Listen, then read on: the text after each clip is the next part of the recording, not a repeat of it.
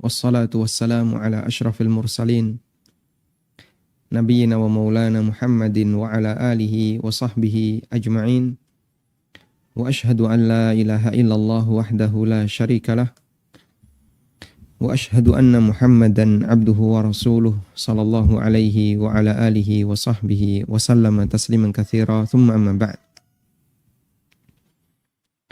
Alhamdulillah, kembali kita melanjutkan pembacaan buku Tafsir Salat, dan di kesempatan kali ini kita akan membaca salah satu di antara rukun salat yang banyak disepelekan oleh masyarakat. Bahkan tidak hanya kelas orang awam, termasuk juga sebagian tokoh yang ada di negara kita dan di tempat-tempat yang lainnya. Rukun itu adalah tumaknina, di mana banyak orang melakukan gerakan dalam salat tapi terlalu cepat, sehingga dia tidak tumakninah ketika salat.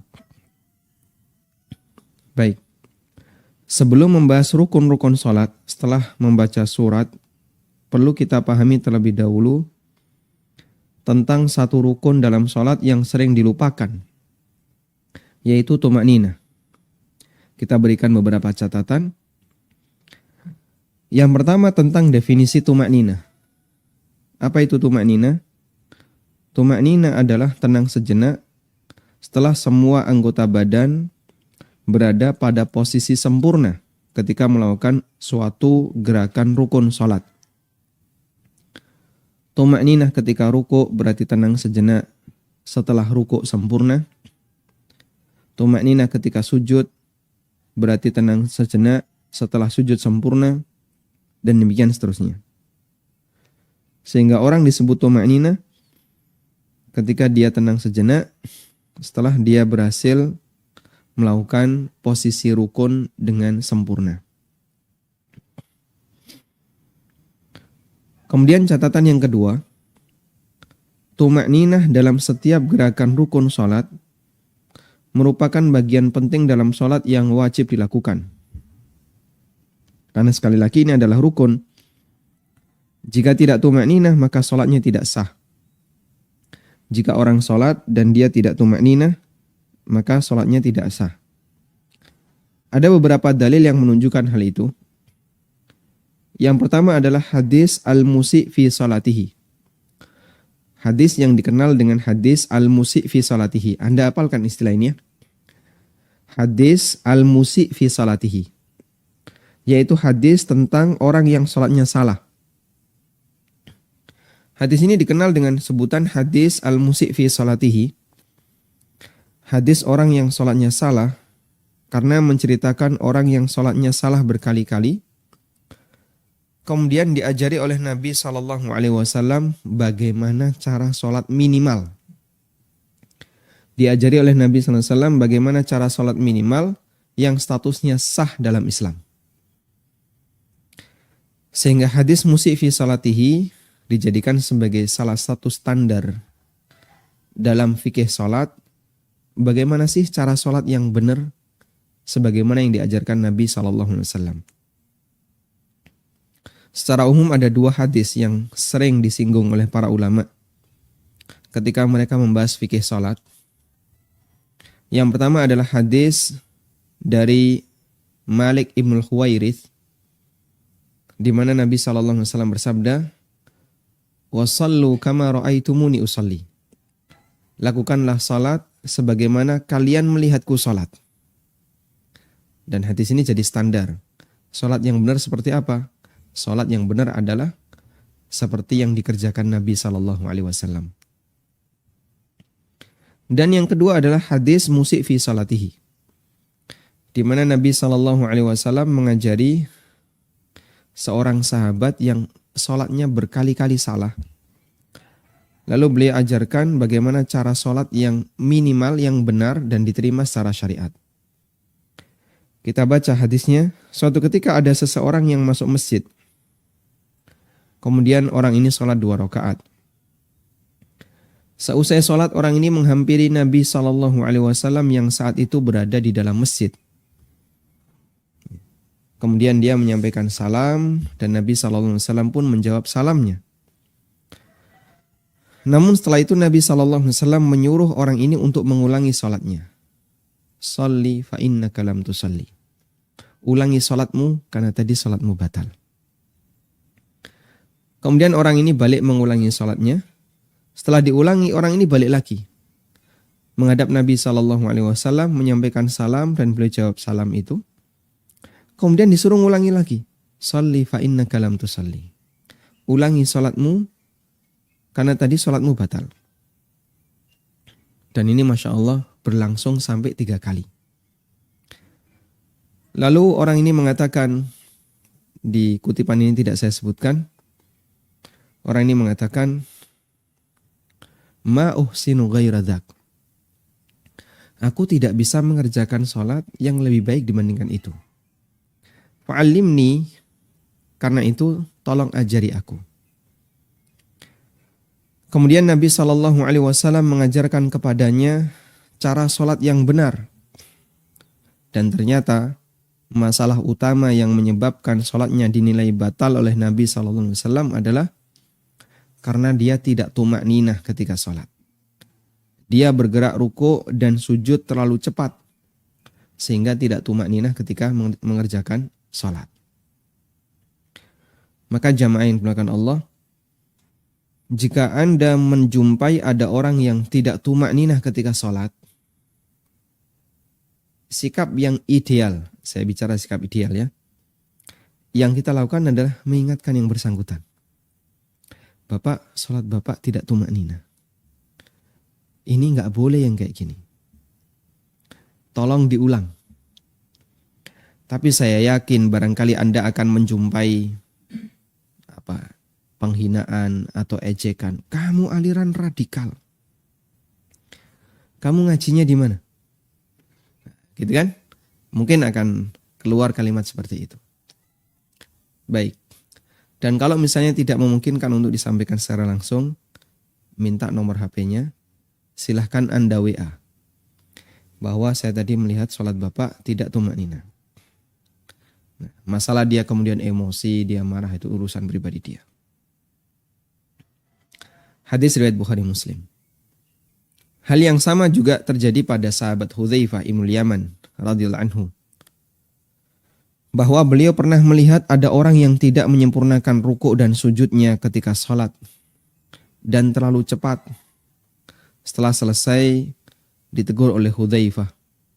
Dan beliau bertanya, sudah berapa lama Anda sholat semacam ini? Orang itu mengatakan, arba'una sana. Ia selama 40 tahun, Masya Allah. Berarti usianya ya, sekitar 50-an ya.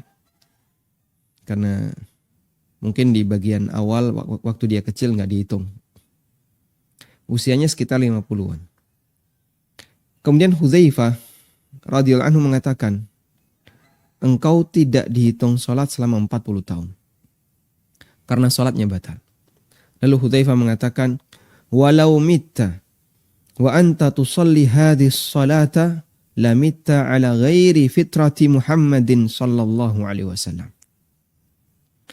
Jika kamu mati dan model sholatmu masih seperti ini, maka engkau mati bukan di atas fitrah, bukan di atas ajaran Muhammad sallallahu alaihi wasallam. Masya Allah. Dan karakter sahabat itu memang seperti ini, sensitif melihat maksiat dan sensitif melihat kesalahan. Karena mereka nggak punya model seperti di tempat kita ya, pekewu, nggak enakan. Nanti kalau saya ngomong langsung, jangan-jangan. Ya. Nanti disebut teroris. Ya. Mengingatkan orang sholat salah, disebut teroris misalnya ya. Atau disebut radikal. Ya. Sehingga sekarang begitu mudah orang menggunakan gelar radikal. Bisa jadi orang radikal menuduh radikal. Gitu ya. Sehingga jadinya maling teriak maling. Tapi seperti itulah perjuangan yang perlu kita hiasi dengan kesabaran. Karena hal yang sama juga dialami oleh orang soleh sebelum kita. Para nabi yang mereka jauh lebih bertakwa, para rasul, dan puncaknya adalah ulul azmi. Karena itu Allah Subhanahu wa taala perintahkan, wasbir kama sabara ulul azmi minar rusul. Bersabarlah kalian, bersabarlah kamu sebagaimana sabarnya para rasul di kalangan ulul azmi. Orang kalau nggak punya tekad kuat, begitu menghadapi 1-2 ujian, dia kemudian malas untuk melanjutkan pekerjaan. Tapi kalau orang punya al-azm, punya tekad kuat, dia menghadapi 1 ujian, 2 ujian, dia tetap lanjutkan. Dia tetap lanjutkan. Selama dia yakin itu adalah benar, dia akan selalu berusaha untuk memperjuangkannya. Sampai titik darah terakhir, artinya sampai kematian menjemputnya. Karena siapapun pasti mati. Tinggal selanjutnya apakah matinya di atas jalan kebenaran, matinya mati yang mulia, ataukah mati terhina.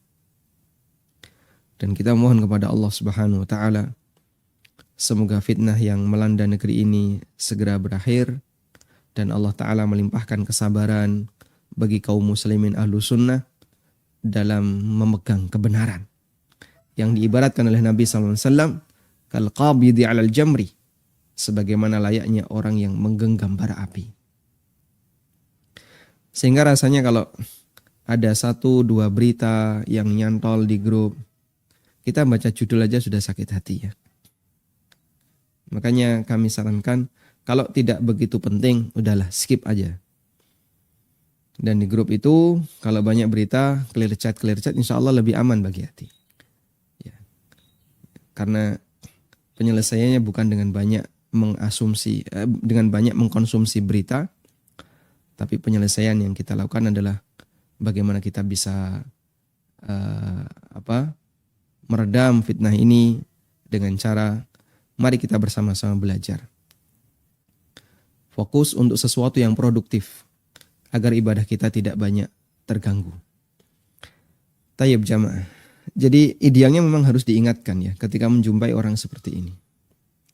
Cuman ya memang sensitif kadang kalau kita mengingatkan muncul komentar seperti tadi.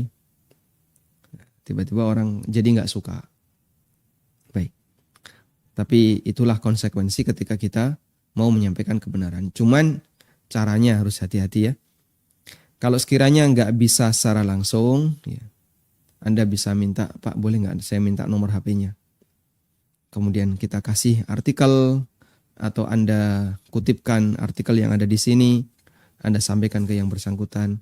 Tadi sholat Bapak tidak tumakninah karena gerakannya terlalu cepat.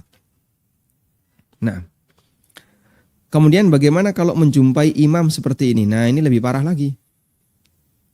Kalau menjumpai imam tidak tumakninah, Allahu Akbar, Allahu Akbar, Allahu Akbar. Duh, ini gimana ini? Allahu Akbar, Allahu Akbar, Allahu Akbar. Maka makmum batal sholatnya.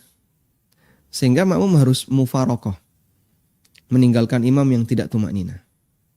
Dan sholat di rumah, ya, dalam rangka untuk mengganti sholat yang tadi dia kerjakan bersama imam yang tidak tumakninah. Allahu Akbar, sami'allahu liman hamidah, Allahu Akbar. Sehingga saya yakin makmumnya kepontal-pontal. Dan imamnya terlalu cepat. Imamnya terlalu cepat. Karena begitu dia sujud baru mendarat langsung sudah naik. Itu yang sering terjadi. Nah, di posisi imam tidak tumakninah seperti ini, maka makmum sholatnya batal dan dia harus tinggalkan tempat jamaah itu untuk kemudian sholat sendiri baik di rumah maupun di masjid yang lain. Tayyib. Kemudian kita lanjutkan yang ketiga. Catatan yang ketiga, karena tumakninah hukumnya wajib, maka kita tidak boleh bermakmum dengan orang yang sholatnya terlalu cepat dan tidak tumakninah. Bermakmum di belakang orang yang sholatnya cepat dan tidak tumakninah bisa menyebabkan sholat kita batal dan wajib diulangi. Sehingga silakan batalkan dari awal. Jika secara tidak sengaja kita mendapatkan imam yang gerakannya terlalu cepat, maka kita harus memisahkan diri dari jamaah atau mufarokoh dan sholat sendirian. Nah, biasanya tidak tumak nina itu terjadi pada rukuk dan sujud. Biasanya demikian ya. Sehingga Anda perhatikan, rukuk, i'tidal, sujudnya terlalu cepat.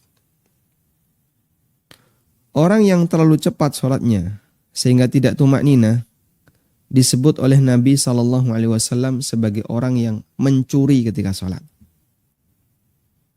Nabi SAW bersabda, aswa'un nasi sariqatan alladhi yasriqu min salatihi. Pencuri yang paling jelek adalah orang yang mencuri sholatnya. Para sahabat bertanya, ya Rasulullah, bagaimana sih gambaran orang yang mencuri sholatnya? Kata Nabi SAW, la yutimmu ruku'ahu wala sujudahu. La yutimmu ruku'aha wala sujudaha. Dia tidak menyempurnakan rukuk dan sujudnya. Baik. Kita coba lihat hadis ini ya. Rasulullah SAW mengatakan dia tidak menyempurnakan rukuk dan sujudnya. Jadi dalam tumak nina yang paling sering jadi korban tumak nina. Korban tidak tumak nina. Korban tidak tumak nina itu rata-rata adalah rukun rukuk, kemudian sujud, i'tidal atau begini aja ya. Ini saya salah ngasih keterangannya. Kebalik ini ya, terlalu banyak ini nanti kalau saya sebutkan. Ada gerakan di mana orang itu pasti tumak nina. Gerakan yang pasti tumak nina. Gerakan pasti orang itu tumak nina. Ada di dua gerakan. Pertama, baca surat. Yang kedua, tasyahud. Di dua gerakan inilah bisa kita pastikan secepat apapun sholat seseorang, pasti dia tumak nina. Dulu beredar video ya. Video sholat taraweh yang tercepat di jagat raya. Salat tarawih berapa rakaat itu? 21 rakaat, tapi diselesaikan dalam waktu 10 menit atau 15 menit. Masya Allah. Yang 11 rakaat saja setengah jam, ini 21 diselesaikan dalam waktu 10 menit. Ada yang 7 menit, Masya Allah. Ada yang lebih cepat lagi, yaitu 7 menit. Wallahu alam, apakah kita menjumpai kecepatan tarawih seperti ini di luar negeri ataukah tidak? Yang jelas itu ada di Indonesia dan adanya di Jawa Timur ya. Semoga tidak menular ke tempat yang lain. Saya perhatikan video salat tarawih dengan kecepatan luar biasa itu. Mereka tumak nina di dua posisi. Saat membaca Fatihah dan saat tasyahud. Sehingga saat berdiri dia, Bismillahirrahmanirrahim, alhamdulillah, amin. Kemudian baca apa? Yasin, Allahu Akbar. Dia tumak nina berdirinya itu. Makanya dia berdiri lama. Menyelesaikan Fatihah dengan cara sangat cepat itu. Nah, saat tasyahud juga sama. Dia duduk. Kemudian salam. Itu cuma tumak nina. Sehingga kurban tumak nina itu bukan di dua gerakan ini. Kurban tumak nina kebanyakan adalah ruku, i'tidal, sujud, dan duduk di antara dua sujud. Itulah kurban tumak nina. Makanya tenang sejenak di dua tempat ini nggak cukup. Orang harus tenang sejenak ketika ruku, ketika sujud, ketika i'tidal, ketika duduk di antara dua sujud. Sehingga tidak boleh kemudian sampai culat-culit ya. Perpindahannya terlalu cepat. Sementara dia hanya tenang di dua posisi ini.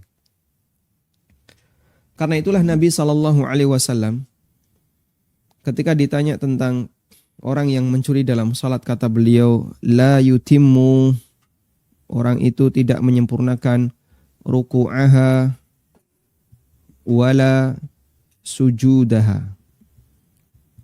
La yutimmu ruku'aha wala sujudaha. Dia tidak menyempurnakan rukuk dan sujudnya. Dia tidak menyempurnakan rukuk dan sujudnya. Sehingga ketika sholat di posisi ini gerakannya cepat. Baik. Kemudian mohon diperhatikan bahwa tadi ya, tuma'nina itu baru dihitung sejak posisi rukun sempurna. Sejak posisi rukun sempurna. Jika belum sempurna melaksanakan rukun, maka belum dihitung tuma'nina. Kadang ada orang ketika sholat, ya, dia merasa saya sudah baca 3 kali. Padahal posisi punggung masih di sini. Nah, sehingga begitu sampai di sini, dia merasa sudah baca 3 kali. Begini ya. Saat bergerak ke bawah, Allahu Akbar, subhanarabbiyal azim, subhanarabbiyal azim, subhanarabbiyal azim. Baca subhana rabbiyal azim 3 kali itu dalam proses bergerak turun. Subhana rabbiyal azim, subhana rabbiyal azim, subhana rabbiyal azim. Dul langsung naik. Sami Allahu liman hamidah. Sehingga begitu sampai di sini langsung dia naik. Ya. Seolah-olah gerakan itu begitu cepat. Langsung dia naik. Sami Allahu liman hamidah. Rabbana walakal hamdu. Nah, begitu berdiri tul langsung turun. Allahu Akbar. Saat proses sujud, ya.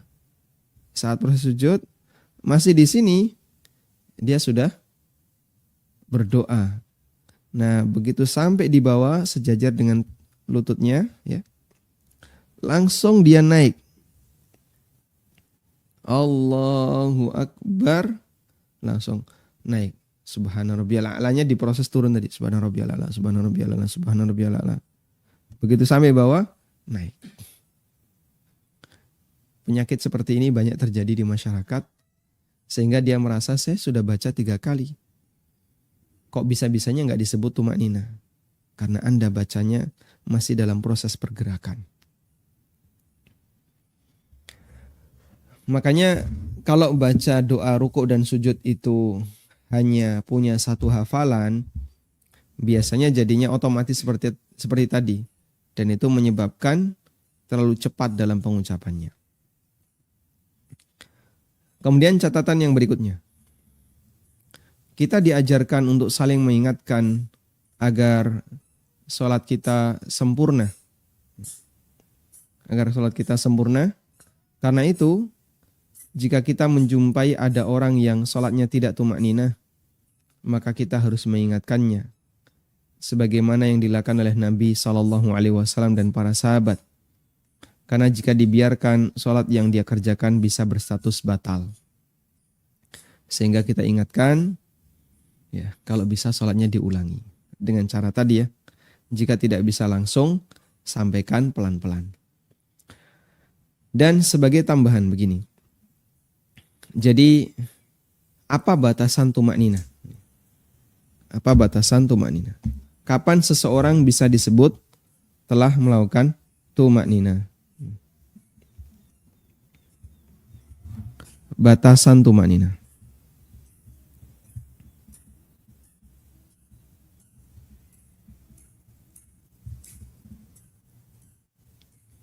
Baik.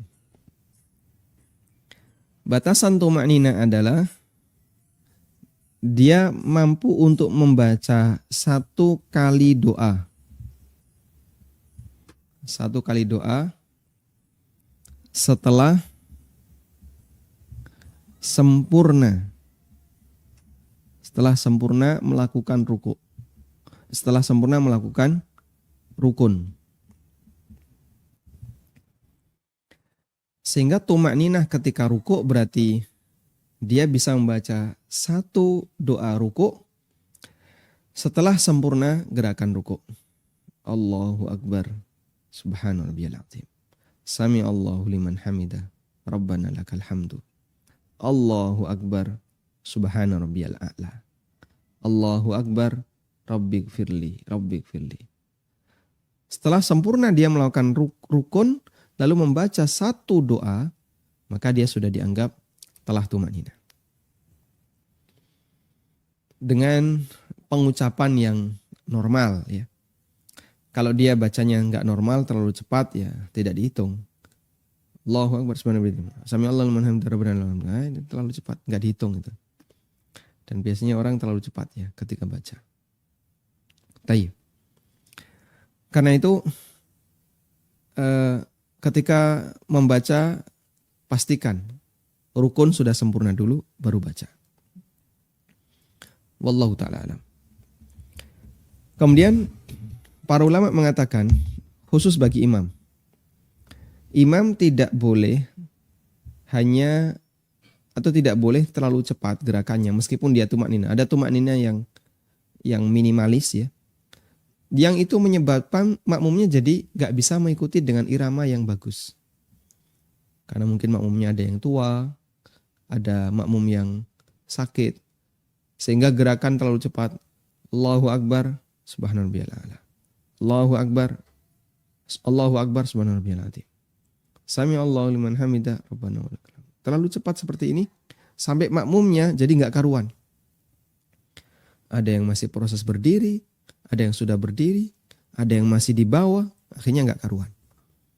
Ini salat jamaah terlalu cepat, meskipun bisa jadi imamnya tumakninah. Karena sanggup untuk membaca satu kali doa. Tapi para ulama mengatakan, nih posisi imam seperti ini makruh. Makanya bedakan antara makmum dengan imam. Antara orang yang sholat sendirian dengan imam. Kalau dia sholat sendirian dengan sholat minimalis, silahkan. Tapi kalau jadi imam, sholat minimalis, jangan dilakukan. Karena nanti menyebabkan makmum itu jadinya apa? Nggak bisa ngejar imam dengan ritme yang sempurna. Sehingga ada yang naik, ada yang turun, nggak karuan. Dan itu sering kita jumpai di masjid-masjid yang imamnya gerakannya cenderung lebih cepat. Meskipun bisa jadi dia tumakninah. Sehingga dia bisa baca sekali. Allahu Akbar, subhana rabbiyal azim, sami Allahu liman hamidah. Dia minimalis salatnya. Cuman sayangnya makmumnya jadi nggak bisa ngejar dengan baik. Wallahu ta'ala alam. Mungkin itu yang bisa kita sampaikan sebagai muqaddimah. Dan alhamdulillah kita telah menyelesaikan bagian depan dari buku tafsir salat yang itu membahas tentang posisi berdiri. Dan berikutnya nanti kita akan mulai belajar tentang rukun-rukun setelah posisi berdiri. Mulai dari rukuk, sujud, dan seterusnya. Nanti kita awali dengan belajar tentang fikih takbir intiqal. Wallahu ta'ala alam wa sallallahu ala nabiyyina Muhammadin wa ala alihi wa sahbihi wa sallam. Donasi pembangunan Madinah Islamic Primary School Unit Kerajaan Yayasan Amal Abadi Indonesia yang dibina oleh Ustadz Aminur Bait STBA Hafizahullah saat ini tengah membangun gedung sekolah dasar Tahfizul Quran Madinah Islamic Primary School atau STTQ MIPS Unit Kerajaan. Gedung ini dibangun di atas tanah seluas 646 meter persegi. Perkiraan biaya untuk pembangunan tahap pertama mencapai 2,6 miliar rupiah.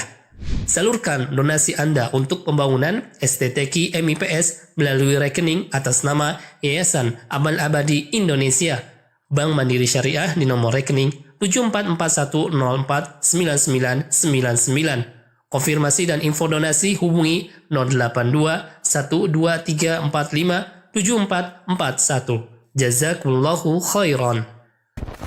من ذا الذي يقرض الله قرضا حسنا فيضاعفه له وله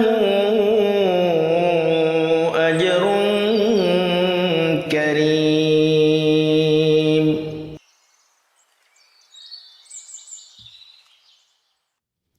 Alhamdulillahirabbil alamin. Selanjutnya kami persilahkan bagi Anda yang mau bergabung.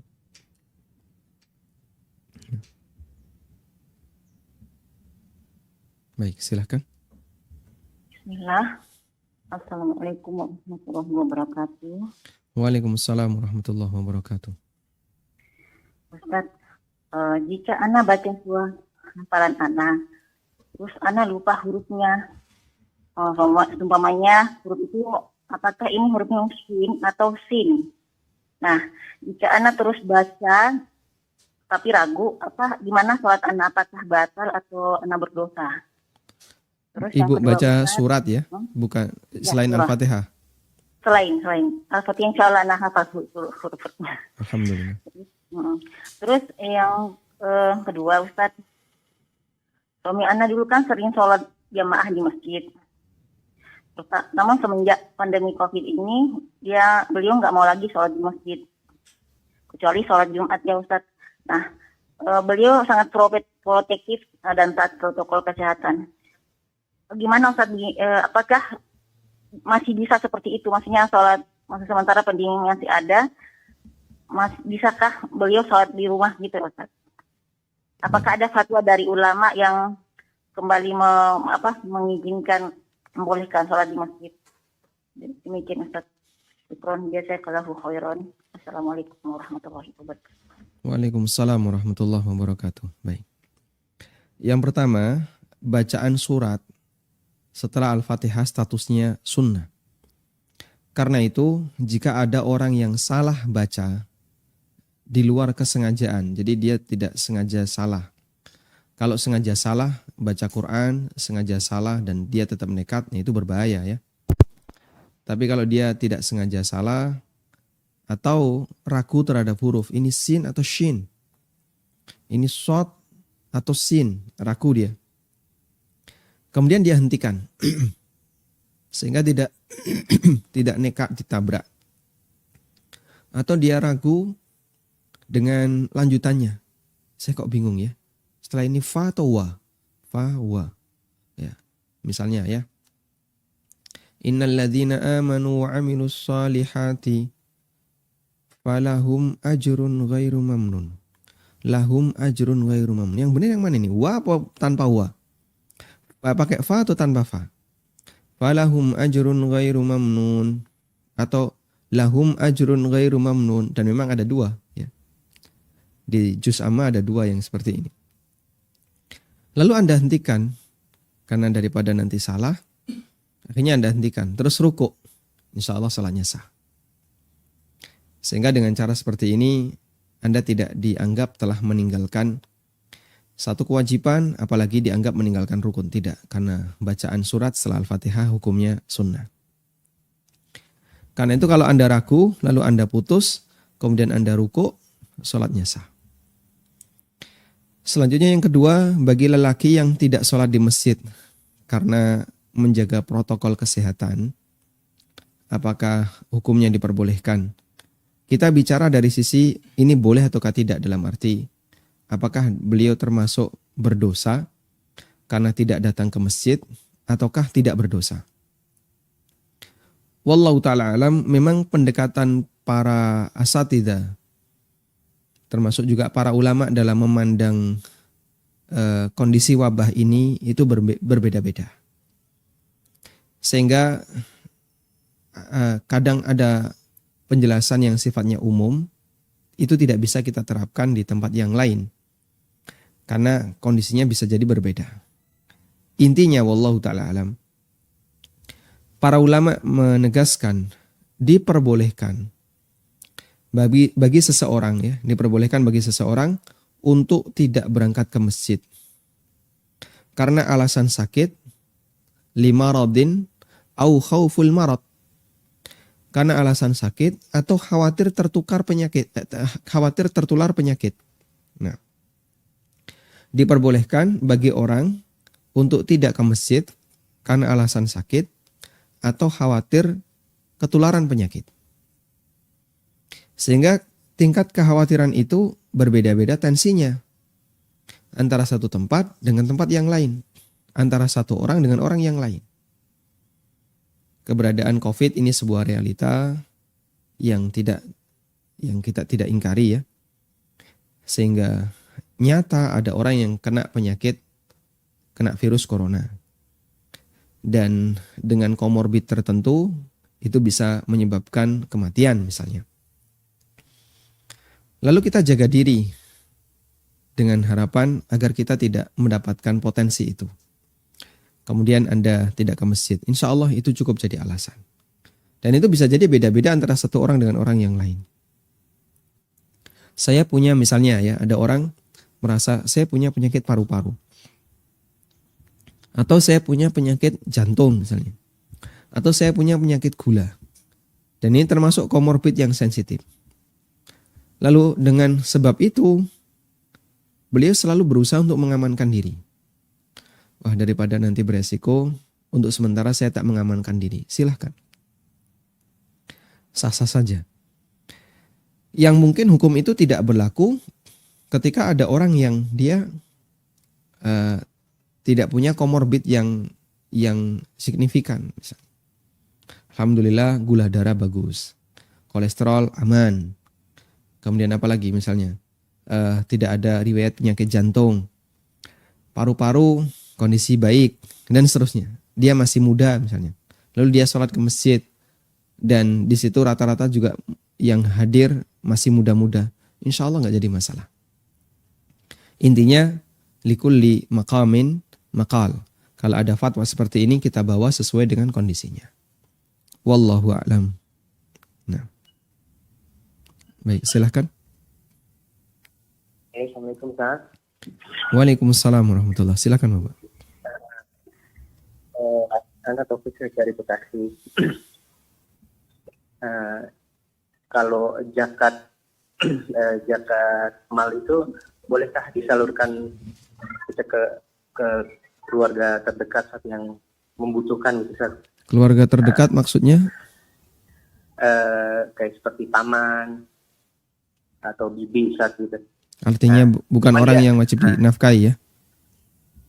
Bukan Ustaz. Bukan. Baik. Tapi dia domisilinya di luar tempat kita saat misalnya saya di Bekasi, dia ada yang di Medan, ada yang di Cianjur, ada yang di Ciamis, gitu. Baik. Cukup Ustaz, Assalamualaikum warahmatullahi wabarakatuh. Waalaikumsalam warahmatullahi wabarakatuh. Zakat diserahkan kepada keluarga terdekat. Diperbolehkan dengan syarat keluarga ini bukan termasuk orang yang wajib kita nafkahi. Kalau yang wajib dinafkahi tidak boleh ya. Tapi kalau yang tidak wajib dinafkahi seperti paman, kemudian bibi dan seterusnya, maka zakat boleh diberikan ke mereka dan statusnya shadaqatun wasilah. Statusnya punya pahala sebagai zakat dan sekaligus silaturahmi. Sehingga pahalanya double.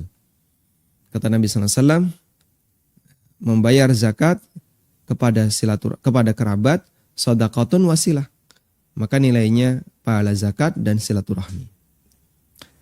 Kemudian bagaimana kalau kerabat dekat ini ada di luar kota? Apakah boleh zakat itu diantarkan ke sana?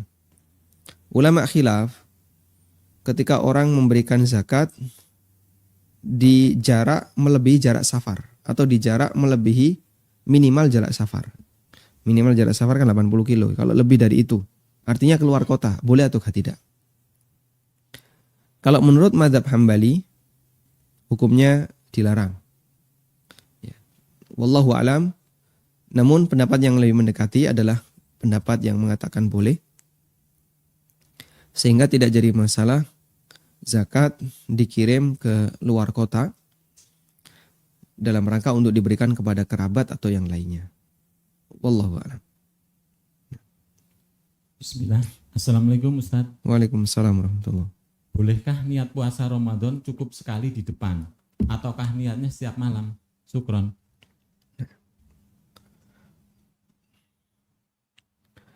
Bolehkah niat puasa Ramadan dilakukan sekali di awal? Ataukah harus berniat di setiap malam? Ulama berbeda pendapat tentang niat puasa Ramadan. Karena Ramadan ini pelaksanaan puasanya selama 1 bulan. Dan antara satu puasa dengan puasa berikutnya itu terpisah dengan kegiatan malam harinya. Yang di situ ada berbuka, ada makan, ada minum, dan seterusnya. Sehingga orang berpuasa di hari pertama.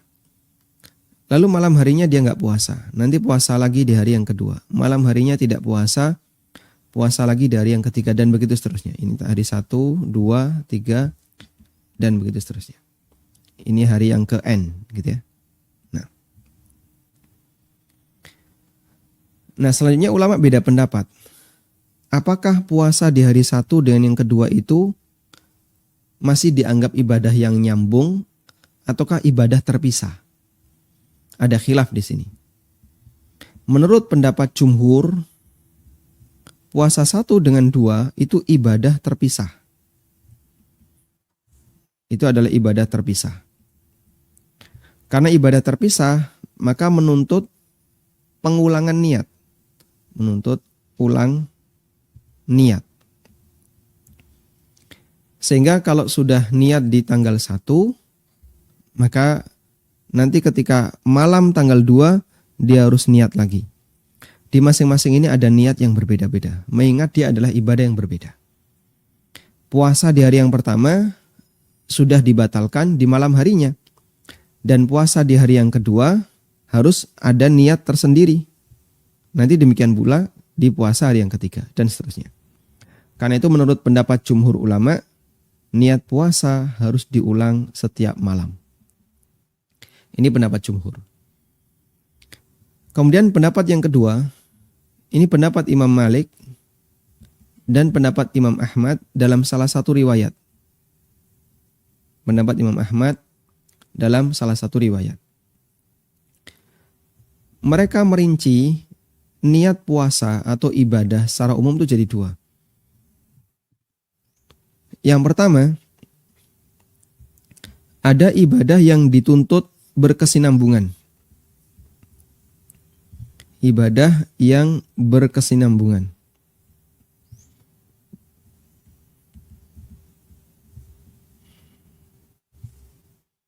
Sehingga dia harus berturut-turut. Berkesinambungan artinya harus berturut-turut. Contohnya puasa Ramadan. Ini kan berturut-turut ya. Sehingga tidak boleh. Yang penting pokoknya kamu puasa 1 bulan. 1 bulan itu kalau enggak 29, 30. Harinya bebas. Enggak seperti itu. Sehingga dia puasa. Misalnya harinya bebas ya.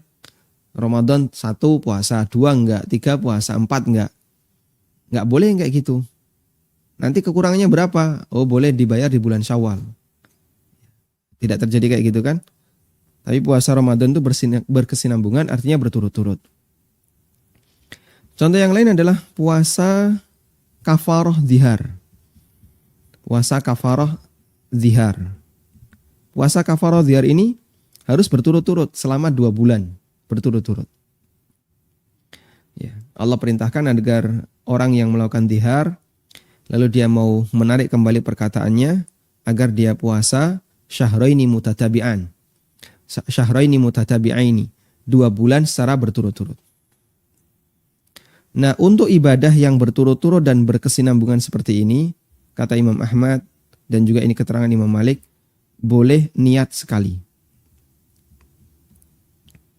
Niat sekali di awal. Beda dengan ibadah yang boleh dipisah. Tidak harus berturut-turut. Yang dia boleh dipisah, tidak harus berturut-turut. Contohnya apa? Contohnya misalnya puasa kafaroh sumpah. Puasa kafaroh sumpah. Ini kan 3 hari dan tidak harus berturut-turut. Contoh yang lain, misalnya puasa nadar. Saya mau puasa nadar selama 10 hari. Tapi dia nggak nyebut berturut-turut. Maka nanti dia boleh puasa, hari 1 puasa, nanti hari kelima puasa, hari yang kesekian puasa. Yang penting pokoknya jumlahnya 10. Nah yang seperti ini, niat harus dipisah. Karena antara puasa 1 dengan puasa 2, dia tidak berhubungan. Sehingga niat harus dipisah. Ini rincian yang diberikan oleh Imam Ahmad dan pendapat Imam Malik. Dan wallahu ta'ala alam, Kami lebih cenderung pendapat yang kedua, mengingat bahwasanya ibadah puasa Ramadan itu harus berturut-turut, sehingga dalam rangka untuk memudahkan bagi orang yang melakukannya, dia boleh berpuasa atau dia boleh berniat sekali di awal Ramadan dan selanjutnya nanti dia teruskan saja sehingga tanggal 1 puasa, tanggal 2 puasa dan seterusnya sampai akhir Ramadan. Wallahu a'lam. Baik, silakan. Assalamualaikum warahmatullahi Waalaikumsalam wabarakatuh. Waalaikumsalam warahmatullahi wabarakatuh. Silakan Bapak. Semoga Ustaz, keluarga, seluruh tim diberkahi dan dirahmati oleh Allah. Amin. Walaka bimithlin. Amin.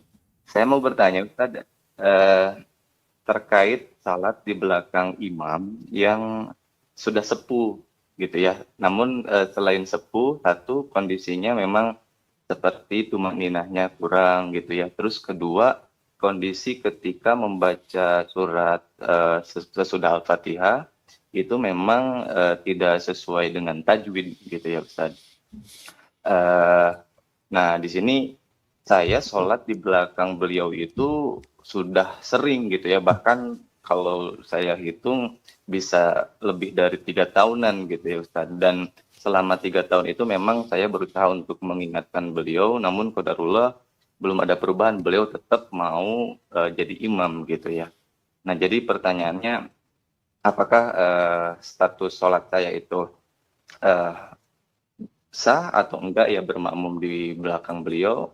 Terus yang kedua mungkin apa yang harus dilakukan kembali gitu ya Ustadz agar beliau imam ini ya mau diingatkan gitu.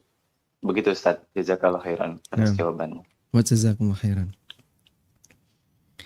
Baik, yang pertama acuannya ini Pak, kalau Bapak yakin bahwa beliau sholatnya masih tumak nina, cuman tumak nina minimalis dan Al-Fatihahnya tidak salah, insya Allah sholatnya sah.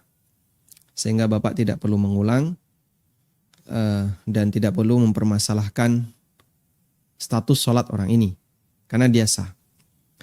Meskipun tidak ideal untuk jadi imam, karena misalnya bacaan suratnya tidak tajwid, sehingga lidah Sunda ya, lidah Sunda nggak bisa mengucapkan apa, pak misalnya, pak jadi pak, ya.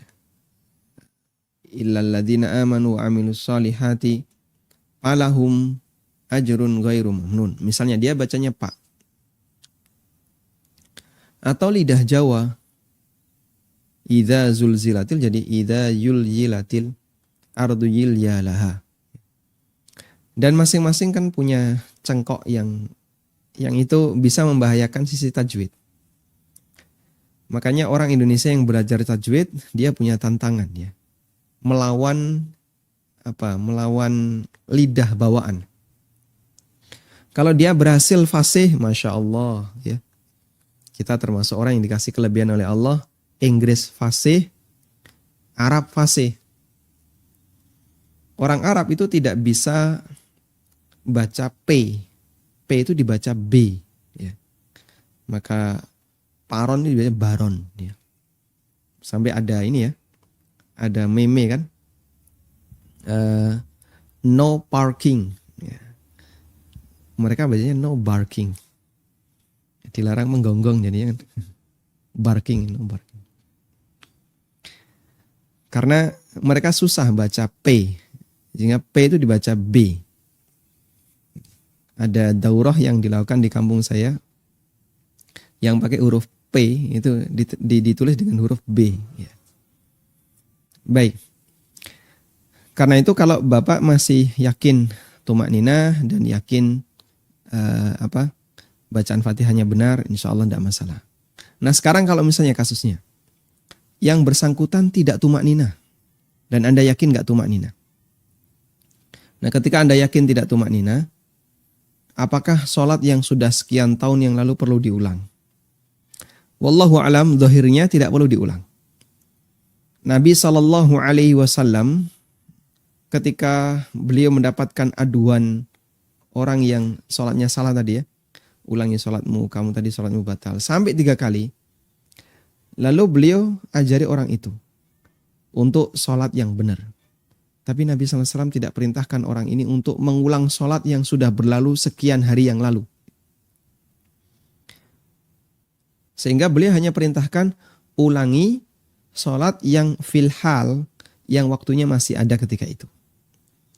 Sehingga kalau sekarang jam 6.15, Jakarta sudah terbit matahari belum? Anggap misalnya belum ya, di Aceh belum. Dan kasus ini di Aceh. Anda mendengar kajian, oh ternyata batal. Berarti tadi sholat subuh saya batal. Maka ulangi segera untuk subuh ini saja. Sedangkan yang sudah berlalu, sudahlah biarlah berlalu. Karena yang diulangi adalah sholat yang waktunya masih ada. Sedangkan yang sudah berlalu, ya sudah dianggap berlalu. Hudzaifah ibnul Yaman ketika mengingatkan orang yang 40 tahun sholatnya dalam kondisi tidak tumaknina, beliau tidak perintahkan kalau begitu 40 tahun ulangi sholatmu. Tidak. Tapi beliau luruskan dan untuk berikutnya sholatmu harus seperti ini. Harus tumaknina, tidak boleh meninggalkan tumaknina. Baik. Lalu bagaimana cara mengingatkan imam seperti ini ya?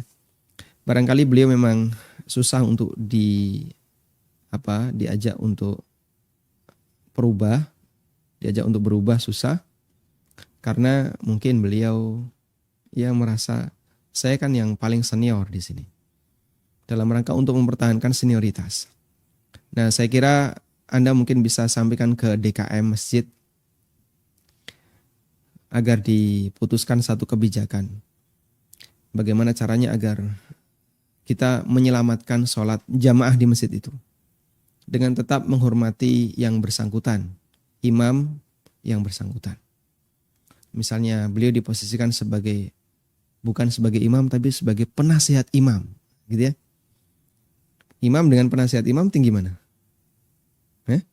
Tinggi penasihat kan? Ya. Nanti Simba ngambil posisi soft persis di belakang imam. Sebagai penasihat imam. Kalau imamnya salah silahkan bukan dinasihati ya. Menasihati orang ketika sholat kan. Diingatkan. Kalau beliau bersedia untuk itu alhamdulillah.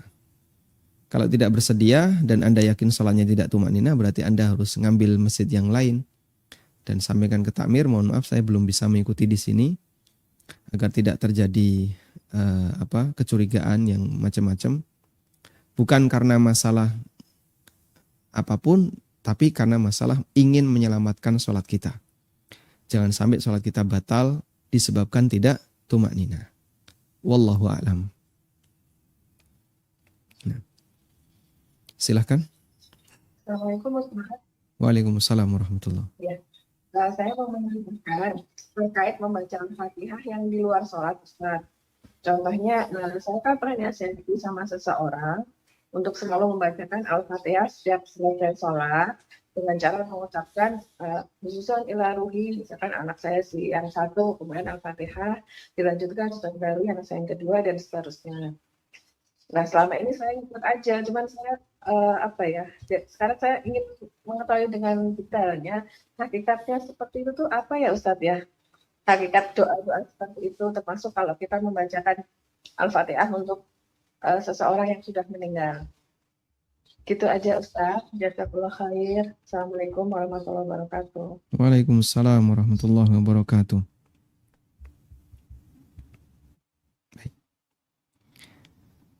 Ada satu tulisan saya di web konsultasisyariat.com. Tulisan ini saya rilis sekitar tahun 2015 ya. Hukum menghadiahkan Al-Fatihah menurut 4 madhab. Saya bacakan ya. Apa hukum menghadiahkan Al-Fatihah menurut 4 madhab? Yang pertama madhab Hanafi. Madhab Hanafi. Ulama Hanafiyah menegaskan bahwa mengirim pahala bacaan Al-Fatihah kepada mayit hukumnya boleh. Pahalanya sampai kepada mayit dan bisa bermanfaat bagi mayit. Dan di sini saya kutipkan keterangan Ibnu Abil Izz Al-Hanafi. Beliau mengatakan, ketika orang itu beramal, inna sawaba hakul amil. Ketika orang beramal, pahala itu kan haknya orang yang beramal. fa idza wahabahu li akhihil muslim lam yamna dzalika. Kalau pahala itu sudah menjadi haknya, lalu dia hadiahkan ke saudaranya muslim yang lain, dia nggak boleh dilarang. Ya silahkan, itu hakmu. Kama la yumna'u min hibati malihi lahu fi hayatihi. Sebagaimana dia tidak dilarang ketika dia mau menghadiahkan hartanya kepada orang lain ketika dia masih hidup. Ini alasan Hanafiyah. Dicatat ini mazhab Hanafiyah ya. Selanjutnya kita beralih ke mazhab yang kedua. Mazhab yang kedua adalah mazhab Malikiyah. Dalam mazhab Malikiyah, Imam Malik menegaskan bahwa menghadiahkan pahala amal kepada mayit. Saya urutkan Hanafiyah, Malikiyah, nanti Syafi'iyah, baru Hambali. Dalam mazhab Malikiyah, Imam Malik menegaskan bahwa menghadiahkan pahala amal kepada mayit hukumnya dilarang. Dan pahalanya tidak sampai. Dan tidak bermanfaat bagi mayit. Sementara sebagian ulama Malikiyah membolehkan dan pahalanya bisa bermanfaat bagi mayit.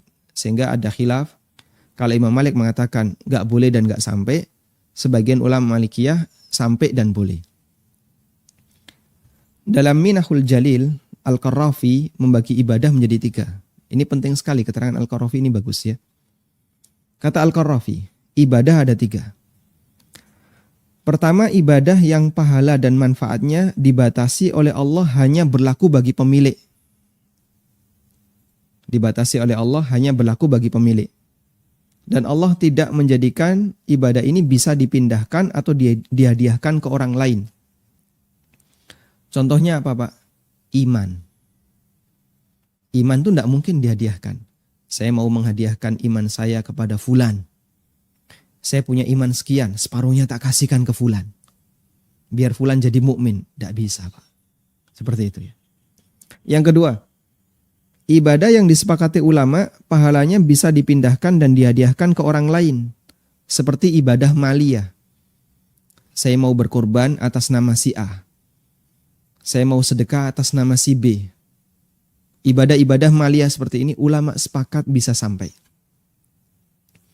Yang ketiga, ibadah yang diperselisihkan oleh para ulama apakah pahalanya bisa dihadiahkan kepada mayit ataukah tidak. Seperti bacaan Al-Quran. Ulama beda pendapat. Selanjutnya, Al-Qarrafi mengatakan, "Fayambaghi lil insani alla yatrukahu.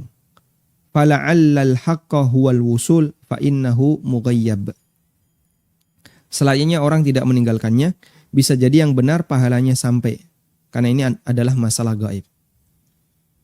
Ada juga ulama Malikiyah yang berpendapat bahwa menghadiahkan pahala bacaan Quran tidak sampai ke mayit, hanya saja ketika yang hidup membaca Quran di dekat mayit atau di kuburan, maka mayit mendapatkan pahala mendengarkan bacaan Quran. Ya. Namun pendapat ini ditolak oleh Al-Qarrafi karena mayit tidak bisa lagi beramal. Sehingga mayit yang mendengarkan bacaan Quran itu betul jadi amal, tapi kan mayit tidak bisa lagi beramal.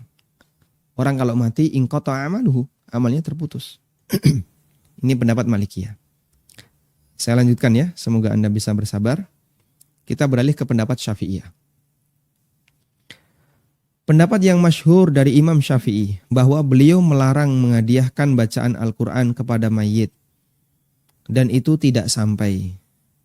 Di sini ada kutipan An-Nawawi. Kata An-Nawawi dalam syarah Sahih Muslim, wa amma qira'atul Qur'ani fal masyhuru min madhhabis Syafi'i annahu la yasilu thawabuha ilal mayyit wa qala ba'du ashabihi yasilu thawabuha ilal mayyit. Untuk bacaan Al-Quran, pendapat yang masyhur dalam madhab Asy-Syafi'i bahwa itu tidak sampai ke pahalanya kepada mayit. Sementara sebagian ulama Syafi'iyah mengatakan pahalanya sampai kepada mayit. Sehingga ada pendapat Imam Syafi'i dan ada pendapat sebagian ulama Syafi'iyah. Dan di antara yang menegaskan bahwasanya itu tidak sampai adalah Al-Hafidz Ibnu Katsir. Dalam tafsirnya ketika beliau menafsirkan firman Allah di surat An-Najm, wa allaisa lil insani illa ma sa'a. Kata Ibnu Katsir, Wa alaysa lil insani illa ma sa'a, bahwa manusia tidak mendapatkan pahala kecuali dari apa yang telah dia amalkan. Kata Al-Hafidz Ibnu Katsir, wa min hadhil ayatil karimah, dari ayat yang mulia ini, istambata Syafi'i, Imam Syafi'i membuat kesimpulan rahimahullah, wa man ittaba'a annal qira'ata la yasilu ihda'u thawabiha ilal mauta li'annahu laisa min amalihim wala kasbihim. Imam Syafi'i dan para ulama yang mengikutinya membuat kesimpulan bahwa bacaan Al-Quran tidak sampai ketika dihadiahkan pahalanya kepada mayit, karena ini bukan amalan mayit dan bukan hasil usaha mayit. Tayyib. Ini mazhab Syafi'i. Yang terakhir mazhab Hambali. Dalam mazhab Hambali ada dua pendapat. Sebagian ulama Hambali membolehkan dan sebagian melarang. Ada tiga pendapat dalam sebagaimana yang terjadi pada mazhab Malikiyah. Ada tiga pendapat untuk mazhab Hambali. Pertama, boleh menghadiahkan pahala bacaan Al-Quran kepada mayit dan itu bermanfaat bagi mayit. Ini pendapat yang masyhur dari Imam Ahmad. Yang kedua, tidak boleh menghadiahkan pahala bacaan Al-Quran kepada mayit meskipun jika ada orang yang mengirim pahala itu bisa sampai dan bermanfaat bagi mayit. Al-Buhuti menyebut ini pendapat mayoritas Hambali. Nggak boleh, tapi kalau terjadi pahalanya bisa sampai. Yang ketiga, pahala tetap menjadi milik pembaca yang hidup, hanya saja rahmat bisa sampai ke mayit. Al-Buhuti mengatakan, wa qala al-aktsar, dan pendapat mayoritas Hambali, la yasilu ilal mayyit thawabul qiraati wa inna dzalika li fa'ilihi. Bahwa pahala bacaan Al-Quran tidak sampai kepada mayit dan itu milik orang yang beramal. Kemudian kata Ibnu Qudamah, wa ayyu qurbatin fa'alaha wa ju'ila thawabuha lil mayyitil muslim nafa'ahu dzalika. Ibadah apapun yang dikerjakan dan pahalanya dihadiahkan untuk mayit yang muslim, maka dia bisa mendapatkan manfaatnya. Sehingga ada khilaf dalam mazhab Hambali. Tayyib. Dan di sini saya juga memberikan tarjih. Namun kembali begini jamaah. Jadi dalam masalah ini termasuk di antara permasalahan yang mukhtalaf yang diperselisihkan oleh para ulama. Dan kalaupun ada seorang ustadz yang mengambil pendapat Imam Syafi'i dan Imam Malik bahwasanya itu nggak boleh dan nggak sampai, apakah itu ciri radikal? Sepakat tidak? Alhamdulillah. Nah, kok bisa Pak? Ini kan perbedaan pendapat yang kita masing-masing harus menghormati. Baik. Sebaliknya, kalaupun ada yang mengambil pendapat Abu Hanifah, pendapat Hanafiyah, dan pendapat sebagian Hambali, apakah dia kemudian boleh memaksa kepada yang mengambil pendapat Syafi'i untuk mengikutinya? Sepakat? Tidak. Baik. Berarti seperti ini, mari kita saling menghormati. Kalaupun Anda mau mengambil pendapat Hanafiyah yang membolehkan mutlak, atau mendapat sebagian Hambali yang ada yang membolehkan dan ada yang melarang, Anda mengambil yang membolehkan, silahkan. Dan semoga pahalanya sampai ke mayit sehingga beliau bisa mendapatkan manfaat dari itu. Tapi kita tidak perlu marah kemudian nggak suka dengan orang yang mengambil pendapat yang berbeda.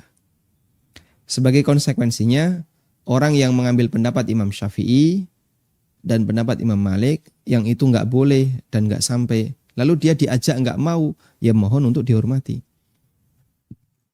Pak, ayo kita ngirim pahala Fatihah ke orang tua saya yang sudah mati. Mohon maaf mas, saya nggak bisa. Wah, kamu ini alirannya. Loh, ini faktor ketidakdewasaan. Faktor tidak dewasa dalam menghadapi khilaf. Sehingga seharusnya, ya baiklah, saya menghormati Bapak mengambil pendapat itu, silahkan. Walhamdulillah. Nah. Assalamualaikum Ustaz. Waalaikumsalam. Izin bertanya, jika kita melakukan operasi dengan dibius total dari pagi dan baru sadar di saat maghrib, apakah untuk sholat zuhur dan asar harus diqodho di saat maghrib? Tayyib. Naam, dia diqadha karena statusnya sebagaimana orang yang tidur ya. Dan orang yang ketiduran, kata Nabi sallallahu alaihi wasallam, "Man nama an salatihi aw nasiyaha fakaffaratuha idza dzakaraha la kaffarata lahu illa hiya." Barang siapa yang ketiduran atau lupa salat, maka kafarahnya adalah ketika dia ingat dan dia bangun dari tidurnya. Tidak ada kesempatan untuk bayar kafarah selain waktu itu. Sehingga dalam posisi ini, begitu beliau sadar dan siuman, langsung mengqadha salat yang ditinggalkan disebabkan karena tadi dibius, kemudian nggak sempat salat. Dan insya Allah untuk rinciannya, lalu bagaimana jika orang pingsan selama berhari-hari? Atau ada orang yang dia hilang kesadaran sampai dalam waktu yang lama. Apakah nanti harus qadha? Insya Allah nanti kita akan bahas di kesempatan yang lain insya Allah. Wallahu ta'ala alam, demikian yang bisa kita bahas di kesempatan kali ini. Semoga Allah Ta'ala memberikan kita kesabaran untuk selalu istiqomah di atas jalan kebenaran. Allahumma inna nas'aluka fi'lal khairat wa tarkal munkarat wa hubbal masakin wa idza aradta bi'ibadika fitnah faqbidna ilaika ghaira maftun. Wa sallallahu ala nabiyyina Muhammadin wa ala alihi wa sahbihi wa sallam. Wa akhiru da'wana anil hamdulillahi rabbil alamin. Wassalamualaikum warahmatullahi wabarakatuh.